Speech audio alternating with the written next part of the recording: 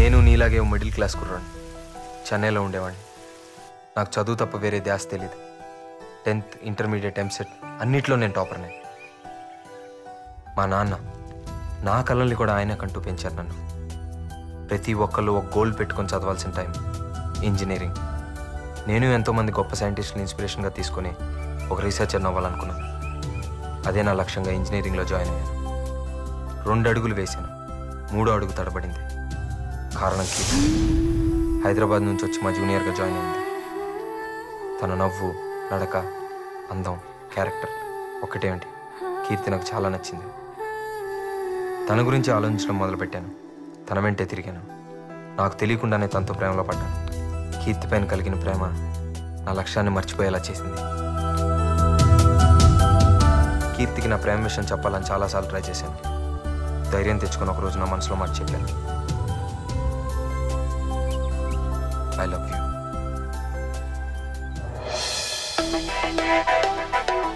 కీర్తి పాజిటివ్గా రియాక్ట్ అయింది. తను కూడా నన్ను ఇష్టపడుతుందని తెలిసిన ఆ క్షణం ప్రపంచాన్ని జయించినంత గర్వంగా అనిపించింది. తన ప్రేమలో నేను గడిపినంతకాలం మిగతా ప్రపంచం ఏమీ తెలియలేదు.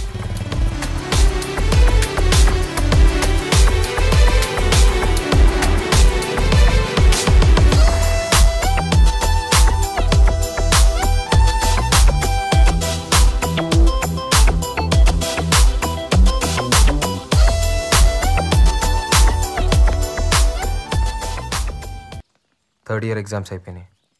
ప్రేమలో పాస్ అయ్యాను అనుకున్నాను, కానీ ఎగ్జామ్స్లో ఫెయిల్ అయ్యాను.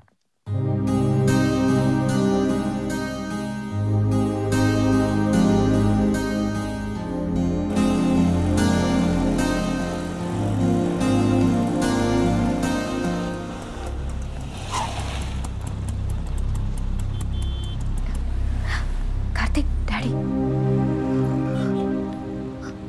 ఏంట్రా ఇది? ఇంకోసారి మా అమ్మాయితో కనపడ్డావా పోలీస్ కంప్లైంట్ ఇస్తాను. కీర్తి వాళ్ళ ఫాదర్కి మా విషయం తెలిసిపోయింది. తను ఇమీడియట్గా హైదరాబాద్ తీసుకెళ్ళిపోయారు. ఈ కాలం ప్రేమల మీద నమ్మకం లేని ఆయన నా మీద కేసు పెట్టి అరెస్ట్ చేయించారు. ఎప్పుడు పోలీస్ స్టేషన్ గడప తొక్కని మా నాన్న నా కోసం స్టేషన్కి వచ్చి నన్ను విడిపించుకెళ్లాల్సి వచ్చింది. ఆ క్షణం ఆయన కళ్ళల్లోకి చూసే ధైర్యం లేకపోయింది. ఆ చూపు నేను ఎప్పటికీ మర్చిపోలేను. నా కొడుకు స్టేట్ ర్యాంకర్ అని అందరితో గర్వంగా చెప్పుకోవాలనుకున్న మా నాన్న ప్రేమలో పడి నేను ఇలా అయిపోయానని తట్టుకోలేకపోయారు. కుప్పకూలిపోయారు.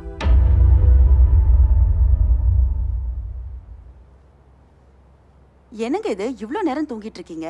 எழுந்துருங்க. என்னங்க என்னங்க என்னங்க எழுந்துருங்க. கார்த்திக், என்னங்க கார்த்திக், என்னங்க எழுந்துருங்க. எழுந்துருங்க. என்னாச்சுமா? அப்பா அப்பா அப்பா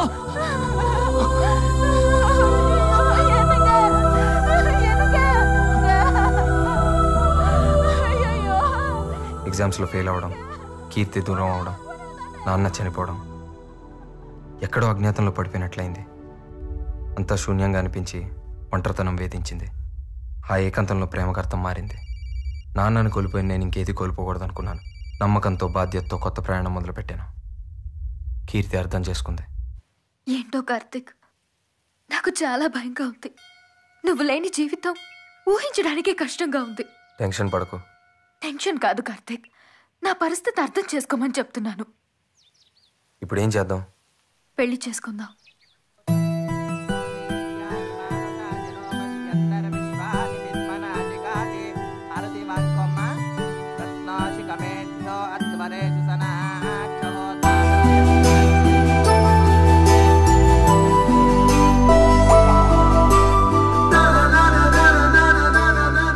కానీ నాకు జాబ్ వచ్చి కెరీర్ సెటిల్ అయ్యేంత వరకు ఈ విషయం ఎవరికీ తెలియకూడదని నిర్ణయం తీసుకున్నాను. నేను జాబ్ కోసం బెంగళూరులో ట్రై చేస్తున్నప్పుడు నువ్వు కీర్తిని చూసావు. ఏంటి డల్గా ఉన్నావు? ఏమైంది? వాడెవడో తెలీదు కానీ నన్ను చాలా డిస్టర్బ్ చేస్తున్నాడు. నేను ఎక్కడికి వెళ్ళినా నా వెనకాలే వస్తూ లవ్ చేస్తున్నానని టార్చర్ చేస్తున్నాడు. అందమైన అమ్మాయిలకి కామన్ ప్రాబ్లమేగా. సరే వదిలే, చూద్దాం. అలా అంటావేంటి? ఈ పాటికి నేను మంచి జాబ్లో సెటిల్ అయ్యేదాన్ని. దాన్ని చెడగొట్టాడు. నాకు అసలు మనశ్శాంతి లేకుండా చేస్తున్నాడు. వాడిని ఏం చేయాలో తెలియడం లేదు. ఎవడాడు? అర్థమయ్యేలా చెప్తే ఎవరికైనా అర్థమైంది. ఆ సంగతి నాకు వదిలే. కీర్తిని డిస్టర్బ్ చేస్తున్నా నిన్ను కొడదామని నీ కాలేజ్కి వెళ్ళాను. హలో బాస్, ఇక్కడ నారాయణ అంటే ఎవరు? మీరెవరు బాస్? అతనితో నాకు కొంచెం పని ఉంది. తను ఈ మధ్య కాలేజీకి రావట్లేదే. మరి తను ఎక్కడున్నాడో తెలియాలంటే మేబీ వాళ్ళ నాన్న పనిచేసే వర్క్షాప్ దగ్గరికి వెళ్తే ఏమైనా ఇన్ఫర్మేషన్ దొరకవచ్చు. Okay thanks. ఏమండి ప్రభాకర్ గారు ఉన్నారా? ఎక్కడుంటాడు? వాడి కొడుకు చేసిన మనసు గాయానికి గాయాలతో హాస్పిటల్లో బెడ్ మీద చావు బతుకుండా ఉన్నాడు. అంటే ఉంది, చదువుకోవడానికి కాలేజీకి పంపిస్తే ప్రేమే జీవితం తిరుగుతూ జీవితమే లేకుండా చేసుకుంటున్నాడు. నీ గురించి పూర్తిగా తెలుసుకున్నాక నీ విషయంలో ఏం చేయాలనుకుంటున్నానో కీర్తికి చెప్పాను. నేను చెప్పేది కొంచెం అర్థం చేసుకో కీర్తి. వాడి లైఫ్ స్పాయిల్ అయిపోతుంది. వాడు ఇన్నోసెంట్ ఫెలో. నువ్వు వాడికి బుద్ధి చెప్పడం మానేసి నా దగ్గరికి వచ్చి నన్ను కన్విన్స్ చేస్తావేంటి? కీర్తి, మన పెళ్లి గురించి ప్రాబ్లమ్స్ గురించి అర్థం చేసుకున్నంత మెచ్యూరిటీ వాడికి లేదు. వాడి వయసు అలాంటిది. ఆ వయసు దాటే కదా మనం ఇక్కడికి వచ్చాం. మనమే వాడిని అర్థం చేసుకోవాలి. నువ్వు నా మాట విని నేను చెప్పినట్టు చేస్తేనే వాడి లైఫ్ బాగుపడుతుంది. లేదంటే వాడు చచ్చిపోతాడు. ఆల్రెడీ ఒకసారి సూసైడ్ అటెంప్ట్ కూడా చేసుకున్నాడు. You have to understand. ఆ రోజు నువ్వు ఉన్న పరిస్థితుల్లో నీకేం చెప్పినా అర్థమయ్యేది కాదురా. అందుకే కీర్తిని కన్విన్స్ చేశాను. మీ మొగుడు పిల్లలు ఆడి నాటకం చాలు. అయినా నువ్వు ఎన్ని కథలు చెప్పినా నాకు జీవితం కన్నా ప్రేమే ముఖ్యం. ఏంట్రా ఇంత చెప్పినా ప్రేమ ప్రేమ అంటున్నావు? ఏంట్రా నీ ప్రేమ? ఎక్కడో బస్ స్టాప్ లో ఒక అమ్మాయిని చూసి ప్రేమించానంటూ వెంటపడి విసిగించడమా? అమ్మాయి లైఫ్ ఏంటో, అమ్మాయి పరిస్థితులు ఏంటో ఏం అవసరం లేదా నీకు? తీరా అమ్మాయి నీ ప్రేమను ఒప్పుకోపోయేసరికి పిరికి వాళ్ళ చావాలనుకున్నావు అంతేగా? అదే కొంచెం ధైర్యం ఉంటుంటే ఆ అమ్మాయినే చంపేసేవాడు. ఇదేనా ప్రేమ అంటే?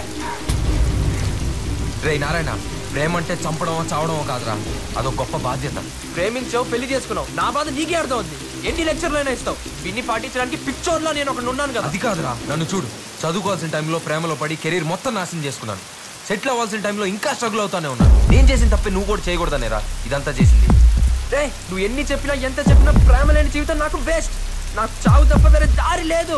నేను చెప్పాల్సింది చెప్పాను. ఇక నీ జీవితం నీ చేతిలో ఉంది. బతికి సాధిస్తావో చచ్చి ఓడిపోతావో నీ ఇష్టం.